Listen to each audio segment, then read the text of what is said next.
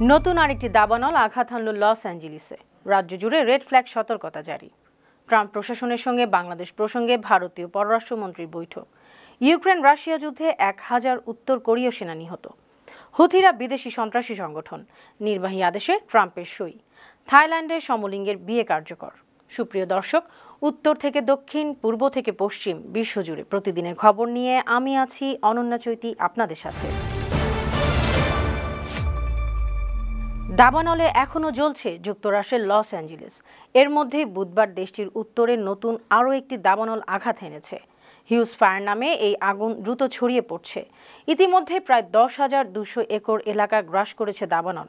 প্রবল বাতাস ও শুকনো ঝোপঝাড়ের কারণে আগুনের বিস্তৃতি ঠেকানো কঠিন হয়ে পড়েছে। এই পরিস্থিতিতে অঞ্চলটিতে রেড ফ্ল্যাগ সতর্কতা জারি করা হয়েছে, আর প্রায় 1,200,000 মানুষকে নিরাপদ স্থানে সরিয়ে নেওয়ার নির্দেশ দেওয়া হয়েছে।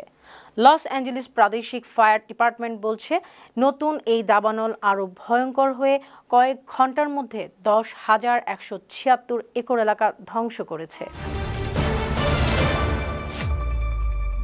ইয়েমেনের বিদ্রোহী গোষ্ঠী হুথিদের বিদেশি সন্ত্রাসী সংগঠন হিসেবে আখ্যা দিয়ে নির্বাহী আদেশে সই করেছেন মার্কিন প্রেসিডেন্ট ডোনাল্ড ট্রাম্প।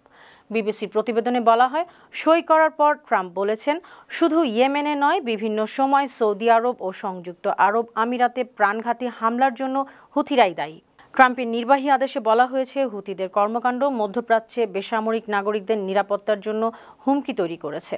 সেই সঙ্গে হুথিরা যুক্তরাষ্ট্রের ঘনিষ্ঠ আঞ্চলিক অংশীদারদের নিরাপত্তা এবং সমুদ্রপথে বৈশ্বিক বাণিজ্যের স্থিতিশীলতার জন্য হুমকি।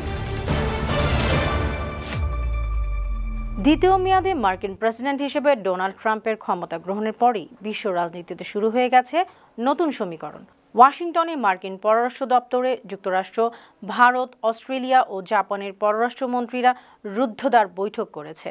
পরে মার্কিন পররাষ্ট্রমন্ত্রী মার্কো রুবিও এবং দেশটির জাতীয় নিরাপত্তা উপদেষ্টা মাইক ওয়ালজের সঙ্গে বৈঠক করেন ভারতীয় পররাষ্ট্রমন্ত্রী এস জয়শঙ্কর। ওই বৈঠকে বাংলাদেশের সাম্প্রতিক রাজনৈতিক পরিস্থিতি আলোচনা হয়েছে। তবে কি আলোচনা হয়েছে সে বিষয়ে গণমাধ্যমকে কিছুই জানাননি জয়শঙ্কর। বুধবার ভারতীয় সংবাদ সংস্থা পিটিআই জানিয়েছে, সংবাদ সম্মেলনে জয়শঙ্করের কাছে জানতে চাওয়া হয় বাংলাদেশের সংখ্যালঘুদের প্রতি আচরণ নিয়ে কোনো আলোচনা হয়েছে কিনা। জবাবে জয়শঙ্কর বলেন, হ্যাঁ, বাংলাদেশ নিয়ে আমাদের সংক্ষিপ্ত আলোচনা হয়েছে। আমি মনে করি না যে এ বিষয়ে বিস্তারিত বলাটা সমীচীন হবে। যুক্তরাষ্ট্রের প্রেসিডেন্ট হিসেবে দায়িত্ব নেওয়ার পর ডোনাল্ড ট্রাম্পকে ফোনে অভিনন্দন জানিয়েছেন সৌদি আরবের যুবরাজ ও দেশটির প্রধানমন্ত্রী মোহাম্মদ বিন সালমান। বৃহস্পতিবার ট্রাম্প ও মোহাম্মদ বিন সালমানের মধ্যে ফোনে কথা হয়েছে বলে জানায় সৌদি সরকার। ফোন আলাপে মোহাম্মদ বিন সালমান আগামী দিনগুলোতে যুক্তরাষ্ট্রে সৌদির বিনিয়োগ এবং বাণিজ্য ব্যাপকভাবে বাড়ানোর কথা বলেছেন ট্রাম্পকে। সৌদি আরবের পররাষ্ট্র মন্ত্রণালয়ের বিবৃতিতে এসব তথ্য জানানো হয়। থাইল্যান্ডে বৃহস্পতিবার থেকে কার্যকর হলো সমলিঙ্গের বিয়ের আইন। গেল জুনে থাইল্যান্ডের পার্লামেন্টে সমলিঙ্গের বিয়ের বিল পাশ হয়েছিল।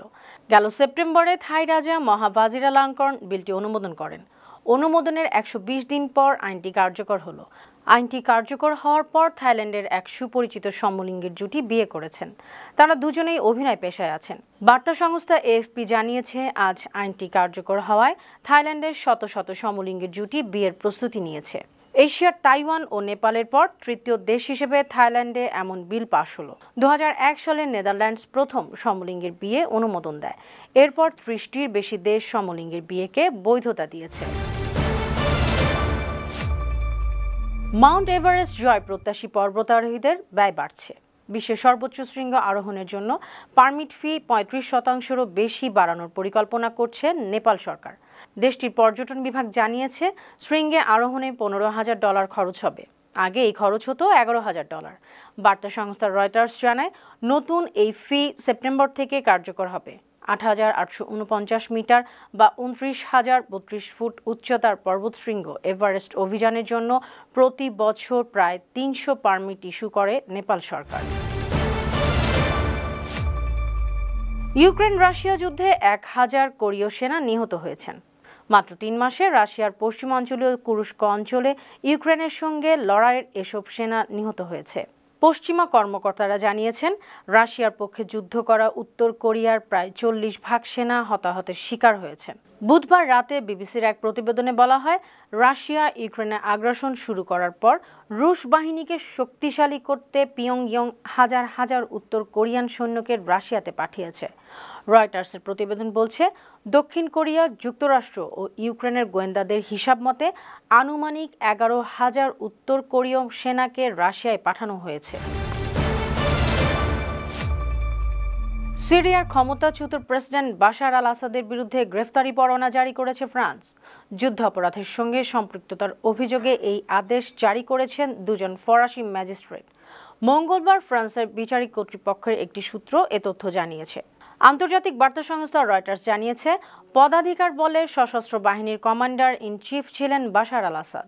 তাই 2017 সালে সিরিয়ার দেরা শহরে বোমা হামলায় একজন বেসামরিক ব্যক্তির মৃত্যুর জন্য তাকে দায়ী করছে ফরাসি কর্তৃপক্ষ। সেই মামলাতেই বাশার আসাদের বিরুদ্ধে পরোয়ানা জারি করা হয়েছে। ফিলিপাইনের মধ্যাঞ্চলে 5.9 মাত্রার ভূমিকম্প আঘাত এনেছে। স্থানীয় সময় বৃহস্পতিবার সকালে ভূকম্পনটি অনুভূত হয়। বার্তা সংস্থা রয়টার্স জানিয়েছে, Philippine institute of volcanology and seismology এক বুলেটিনে বলেছে, লেইট প্রদেশের সান ফ্রান্সিসকো শহরের কাছে 10 কিলোমিটার বা 6 মাইল গভীরে ভূমিকম্পটি আঘাত হানে। এছাড়াও ভূমিকম্পের কারণে ক্ষয়ক্ষতি ও আফটারশকের বিষয়ে সতর্ক করেছে সংস্থাটি। তবে ভূমিকম্পের কারণে তাৎক্ষণিকভাবে কোনো ক্ষয়ক্ষতির খবর পাওয়া যায়নি। স্ত্রীকে হত্যার পর কয়েক টুকরো করে প্রেসার কুকারে সিদ্ধ করেছেন এক স্বামী। ভারতীয় সংবাদ মাধ্যম এনডিটিভির খবরে বলা হয়, ভারতের হায়দ্রাবাদে গুরুমূর্তি নামের এক ব্যক্তি স্ত্রীকে হত্যার পর মরদেহ কয়েক টুকরো করেছেন। ঘটনাটি ধামাচাপা দিতে এসব টুকরো প্রেসার কুকারে সিদ্ধও করেছেন। এনডিটিভি জানিয়েছে, গত 16 জানুয়ারি থেকে ভেনকাটা মাধবী নামে ওই স্ত্রী নিখোঁজ ছিলেন। এরপরই পুলিশ তদন্ত শুরু করলে গুরুমূর্তি তার স্ত্রীকে হত্যার অভিযোগ স্বীকার করেন। ঘাতক গুরুমূর্তি একজন সাবেক সেনা সদস্য। বর্তমানে তিনি ডিফেন্স রিসার্চ অ্যান্ড ডেভেলপমেন্ট অর্গানাইজেশনের নিরাপত্তা রক্ষী হিসেবে কর্মরত আছেন। তাদের সংসারে 2 সন্তান। সুপ্রিয় দর্শক, এই ছিল আজকের বিশ্বজুড়ে প্রতিদিন। বিশ্বের সবশেষ খবরাখবর নিয়ে আগামীকাল আবার আপনাদের সামনে হাজির হব। আপনাদের মন্তব্য, পরামর্শ, উপদেশ আমাদের এই আয়োজনকে আরও প্রাণবন্ত ও সৃজনশীল করে তুলতে পারে। সেই পর্যন্ত ভালো থাকুন, সুস্থ থাকুন, বানো টিভির সঙ্গেই থাকুন। আল্লাহ হাফেজ।